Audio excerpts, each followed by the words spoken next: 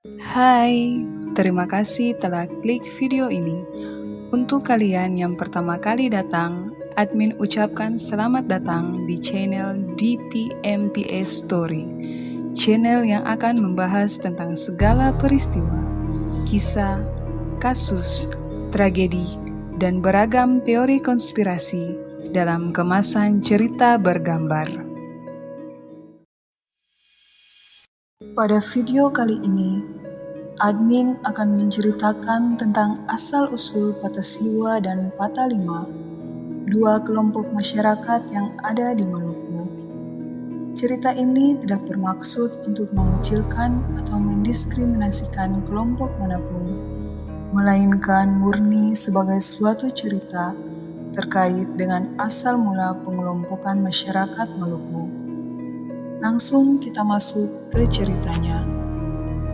Dahulu kala di Nunusaku, tepatnya di bagian barat Pulau Seram, hiduplah seorang bernama Amita yang memiliki seorang anak perempuan bernama Hainuwele, yang dalam bahasa daerah disebut Mulua, yang berarti putri yang cantik. Berbeda dengan gadis pada umumnya, kecantikan Hainuwele tiada bandingnya. Ia pun memiliki kemampuan untuk menyihir segala sesuatu sesuai dengan kehendak hatinya. Dari seonggok lumpur, Hainuwele dapat menyihirnya menjadi barang berharga seperti gong dan piring dari Cina yang disebut juga porselin. Semua barang ini kemudian dijual, sehingga lama-kelamaan ayahnya Amita menjadi kaya raya. Kecantikan Hainuwele pun semakin tersiar kemana-mana dan menjadi buah bibir masyarakat di seantero Pulau Seram. Hal ini membuat Hainuwele disenangi, tetapi juga membuat banyak orang menjadi iri hati kepadanya. Pada suatu hari, diadakanlah pesta Tarimaro di Tamini Siwa. Pesta itu diselenggarakan oleh 9 keluarga yang direncanakan akan berlangsung selama 9 hari. Tarimaro adalah sebuah tarian besar yang akan ditarikan oleh 9 keluarga. Yang menyelenggarakan pesta itu dengan formasi membentuk 9 lingkaran besar, di mana para perempuan duduk di tengah-tengah mereka yang sedang menari, sambil menyuguhkan sirih pinang kepada setiap penari pria. Pesta berlangsung setiap malam dan tari dilakukan sampai pagi. Keesokan malamnya, pesta dilanjutkan kembali, tetapi tempat pesta telah dialihkan ke tempat lain. Begitulah acaranya selama 9 hari. Hainuwele juga diundang dalam pesta Tarimaro tersebut. Ketika Hainuwele tiba di tempat pesta, ia langsung menjadi perhatian semua orang. Dan ketika para penari mulai menari, tiba-tiba saja Hainuwele berdiri di tengah-tengah lingkaran penari. Anehnya, Hainuwele tidak menyuguhkan sirih dan pinang kepada para penari, tetapi ia menyuguhkan batu-batu karang sebagai pengganti sirih dan pinang. Batu-batu karang tersebut berubah menjadi benda-benda yang indah, yang mengeluarkan cahaya gemerlapan sehingga menyilaukan mata. Melihat Hainuwele terus membagi-bagikan batu-batu yang indah itu, semua orang yang hadir serentak berdiri dan sambil berdesak-desakan memintanya dari Hainuwele. Demikian tarian itu berlangsung sampai pagi, dan Hainuwele terus membagi-bagikan batu-batu berharga itu. Pada malam berikutnya, Tarimaro dipentaskan lagi Dan Hainuwele berdiri di tengah-tengah penari sambil membagi-bagikan sirih pinang. Kali ini yang dibagi-bagikan adalah piring-piring porselin yang disebut hana. Setiap orang yang berdiri untuk menari mendapatkan hadiah sebuah piring. Pada malam keempat, Hainuwele kembali lagi menghadirkan piring-piring porselin Cina yang lebih besar lagi, yang dinamakan kinabatu. Pesta malam kelima, Hainuwele membagi-bagikan parang-parang panjang pengganti sirih dan pinang. Hari keenam, ia memberikan kotak tempat sirih dari tembaga yang indah. Dan pada malam ketujuh, masing-masing penari mendapat hadiah sebuah piring anting-anting emas. Malam kedelapan, Hainuwele menghadiahkan gonggong yang indah. Demikianlah jenis-jenis barang yang dibagi-bagikan oleh Hainuwele dari malam pertama sampai malam kedelapan.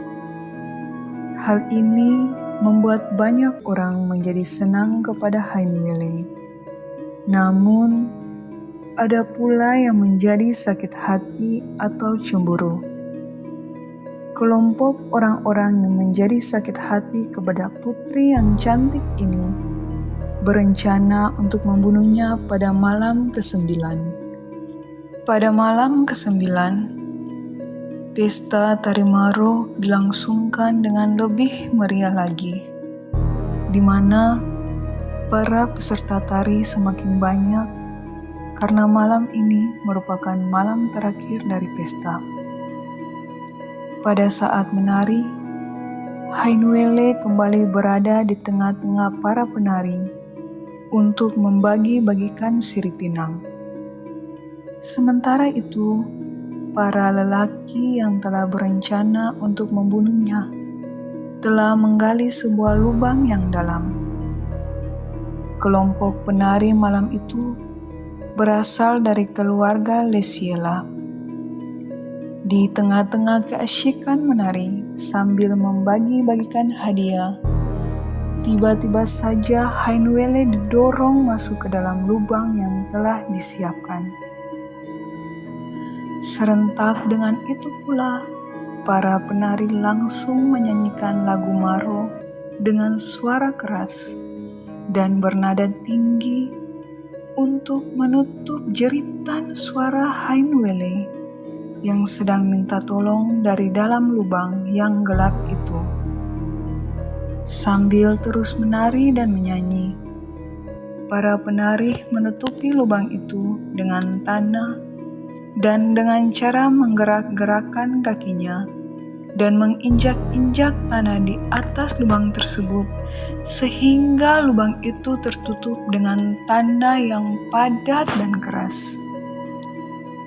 Ketika hari telah subuh, pesta pun usai.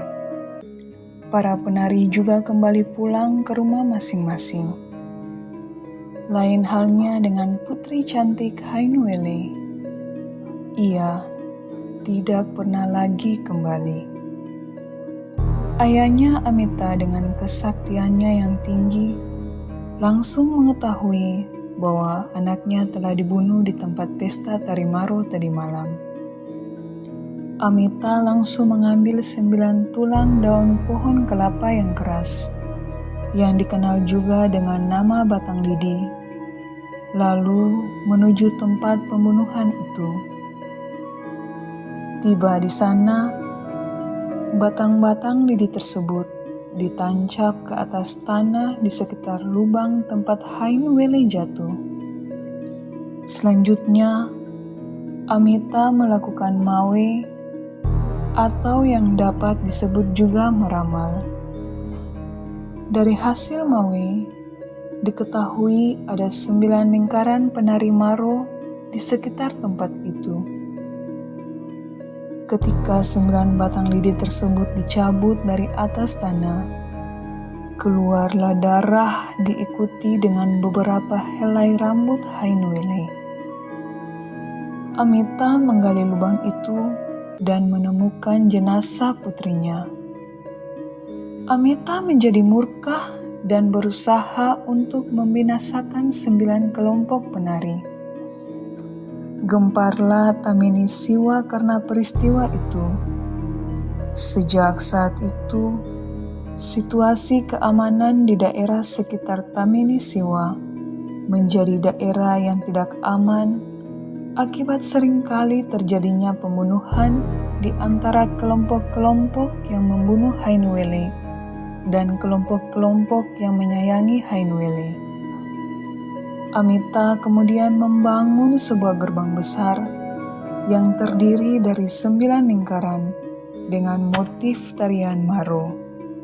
Jenazah Hainwele kemudian dipotong-potong menjadi beberapa bagian oleh ayahnya, lalu disebarkan kemana-mana, kecuali kedua lengannya yang dibawa kepada seorang perempuan sakti bernama Muluna Satin.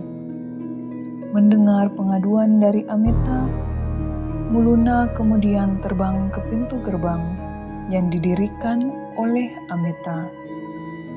Sambil memegang kedua lengan Hainwele, Muluna memerintahkan semua warga yang berada di bawah kekuasaannya membentuk 2 kelompok. Siapapun yang berhasil masuk melalui pintu gerbang sebelah kiri dengan melompati 5 bambu runcing, ia masuk ke dalam masyarakat kelompok 5 yang hidup selama 50 tahun. Sedangkan siapapun yang berhasil masuk melalui pintu kanan dan berhasil melompati 9 bambu runcing akan masuk dalam masyarakat kelompok 9 yang hidup selama 90 tahun. Dari situlah akhir terbentuk 2 kelompok masyarakat yang baru, yaitu kelompok Patalima atau kelompok 5 dan kelompok Patasiwa atau kelompok 9. Sebenarnya terdapat beberapa versi cerita terkait dengan asal-usul Patasiwa dan Patalima ini. Namun, umumnya seluruhnya memiliki kesamaan cerita yang dimulai dengan terbunuhnya seorang putri di Pulau Seram. Terkait dengan nama kedua kelompok ini, terdapat beberapa penyebutan namun memiliki kesamaan arti, yaitu masyarakat kelompok 9 dan masyarakat kelompok 5. Misalnya, suku Kei menyebutnya dengan nama Ursiu dan Lorlim. Masyarakat di Kepulauan Aru menyebutnya dengan Usia dan Urlima. Admin mohon maaf, cerita ini tidak bermaksud untuk menyudutkan siapapun. Cerita ini hanya untuk mengingat kembali peristiwa terbentuknya 2 kelompok masyarakat di Maluku. Jika kalian suka dengan cerita ini, silakan tekan tombol like dan share. Dan kalian juga boleh memberikan tanggapan terkait video ini dan saran untuk video selanjutnya melalui kolom komentar. Jangan lupa juga untuk subscribe channel ini agar kalian tidak ketinggalan video terbaru yang akan diupload pada setiap hari Jumat jam 3 sore.